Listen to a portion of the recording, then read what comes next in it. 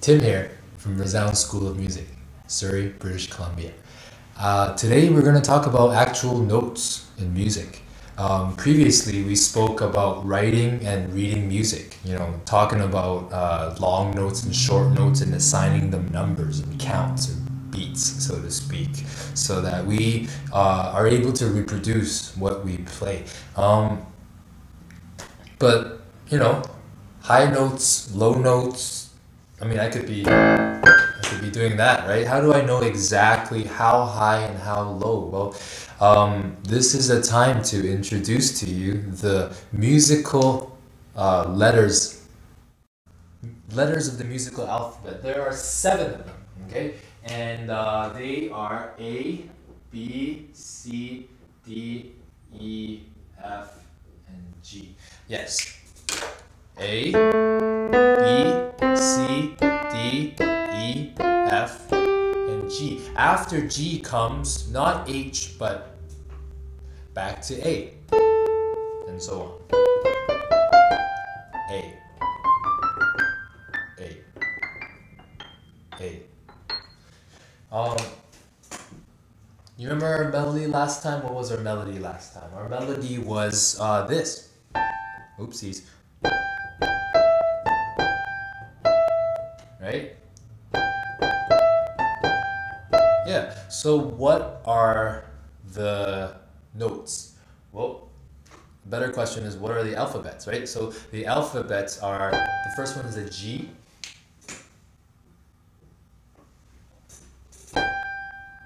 Another G. And then we go down to E.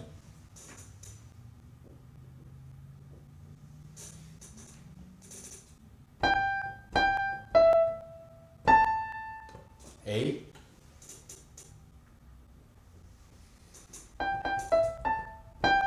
G,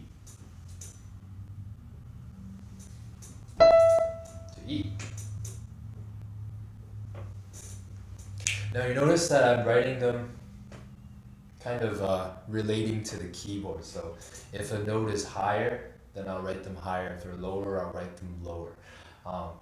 So, that's a little bit more specific, isn't it? I'm able to see that, and this is G, G, G, E, A, G, and E. But, as I mentioned earlier, there's more than one G, isn't there, right? There's this G here, but this is also a G.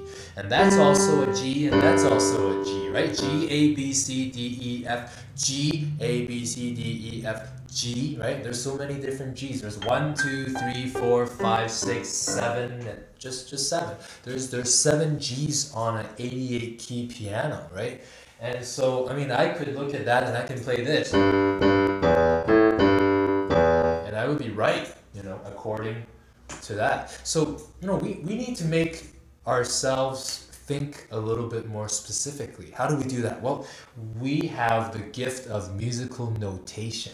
Musical notation has been around for a couple hundred years maybe, and basically it's built around what we call the musical staff, these 5 lines. It's really easy to remember because we got 5 fingers, so just do that, right? And you'll know, oh, that's how many lines there are on a staff. 5. Now, if we have 5, then we also have 4 spaces in between those 5 lines, right? Like so. Now, last time we talked about these guys, right? We talked about, notes that are worth different amounts of time.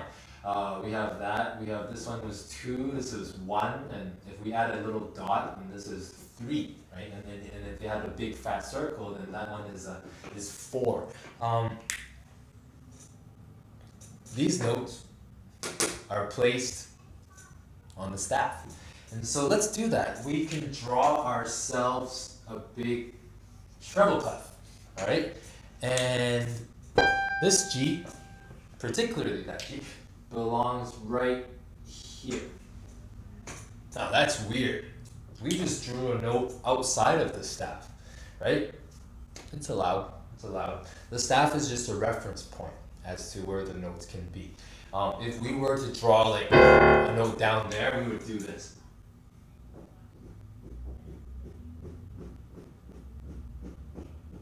you know, and then draw a note down there. So, you know, that's like the extension of the staff, but, you know, we won't go there right now. So let's take it up so we don't confuse anybody. Because I can be confusing sometimes. But anyway, let's get back to our melody. We've got a G. Okay, the next G is right here. Should sit above that line there. And E is right here. Right? And A, we need to add an extra line. So we're gonna go there, and then G and E. A little scrunchy, a little cozy there, but that's okay. We like being cozy. 1, 2, the counts were 1, 2, 1, 1, 2, 1, 1, 2, 3, 1, 2, 3. So we would count 1, 2, 1, 1, 2, 1, 1, 2, 3, and that one is 1, 2, 3. 1, 2, 1, 1, 2, 1, 1, 2, 3, 1, 2, 3. That was hard. Let's do that again. 1, 2, 1, 1, 2, 1, 1, 2, 3, 1, 2, 3. Oh man, that was really hard. Let's do it again. 1, 2, 1, 1, 2, 1, 1, 2, 3, 1, 2, 3. And the notes associated are G, G, E, A, G, E. Right? There you have it. That's an example of an actual melody that I have not created, but I decided to play and I liked a lot. And so I was able to transcribe it onto the board, but also on the musical staff. And this is exactly this G. This G dictates, helps us to see exactly where we play on the piano. This G or that G actually belong in other places on the musical staff. And you know, you're wondering, oh Tim, come on, show us how to play the rest of them or how to write the rest of them. Well, this is a great opportunity to sign up to Resound School of Music, where not only piano teachers, but you know, guitar teachers and other teachers, or even vocal teachers, are teaching us how to read music, how to decipher and pick which notes go where. And if we know our notes, we know our sounds, and we know our time, then it's time to make music. So I hope you are enjoying yourself and this excites you, because music is very exciting. We're about to make organized sound over time.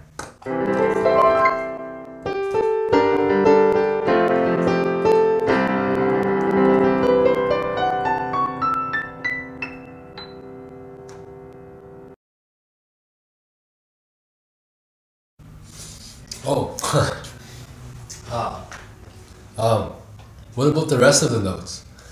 Well, they look like that. As we said before, on a staff there's 5 lines and 4 spaces. 5 lines, 4 spaces. There's actually more than one staff. On a lot of music notation, you'll tend to see that there are 2 separate staffs. A good way to remember that is we've got 2 hands. And we're playing 2 hands on 1 piano. And so we've got 2 staves or staves, so to speak.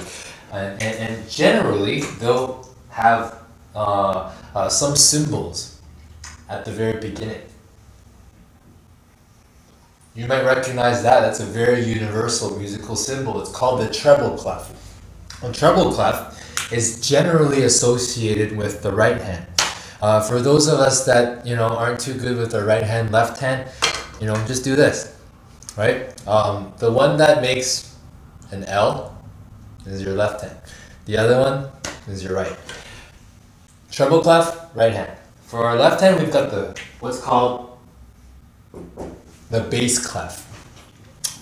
bass is like a, you know, bass guitar or big upright bass, or, you know, you think about the bass or the bass support, so to speak, is usually in the low registers.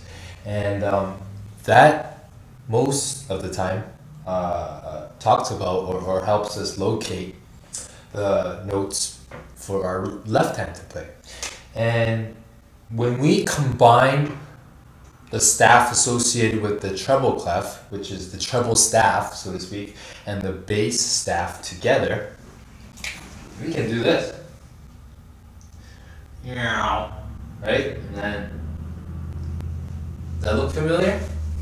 If it doesn't, I hope it does from now on, because you'll be seeing a lot of it as you read music. When we combine those two together, they're called the grand staff. That's right, the grand staff. We've got the treble and then the bass. And I've taken the liberty to place little notes on our grand staff. And you'll notice that they're going on an ascending order.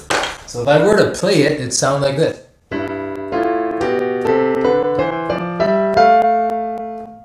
Now you notice that I played two hands together because they're happening at the same time. These are a unit, you know, they're cohesive, they're just happening at the same time. If this was not connecting the two of them, then I'd play them separate. I'd play the top one first, and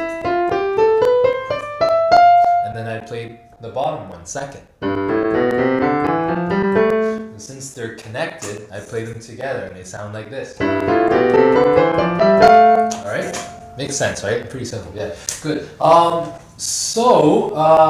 We gotta associate letters with them, don't we? This is called E, and we've got a G. And we just pretty much count our way up. So we've got E, F, G, A, B, C, D, E, F. G, A, B, C, D, E, F, G, A. How are you going to remember all those? Well, some really smart people over the years have come up with little acronyms to help us remember. For every line note, since there's 5 lines, we can try to remember all the line notes first. We've got E, we've got G, B, D, and F. Okay? E, G, B, D, F. Some smart people have come up with the phrase, every good boy deserves fun, or fudge, or whatever else starts with an F. That's a good way to remember. Every good boy deserves, word that starts with an F. What do we have left for the spaces? For the spaces, we've got F, A, here, C, and E, okay? We don't even need an acronym for that, right? Because it spells face. F, A, C, E. Now, here's something really funny that I've taken the liberty to tell some of my students, you know, they'll never forget that this is face. It spells a chord, first of all. It sounds really nice. But then you can do this. I don't like your, do you see my, I thought that was funny. That's something that you could really remember very well. So be nice, you know, about it, but it helps you remember. In our left hand, what do we have? We got G. For all the line notes, we got G, B, D, F, and A, right? Sound like this. G, B, D, F, A. One good thing to think about, or yeah, what have they talked about? This is what it stands for. Good birds don't fly away. Right? Good birds don't fly away. Those are all these guys right here. G, B, D, F, the white ones are what's left. A, C, E, G. The phrase to remember for that one is all cows eat grass. Some musicians are really funny. There you have it. So that is a very simple and enjoyable way to remember your notes.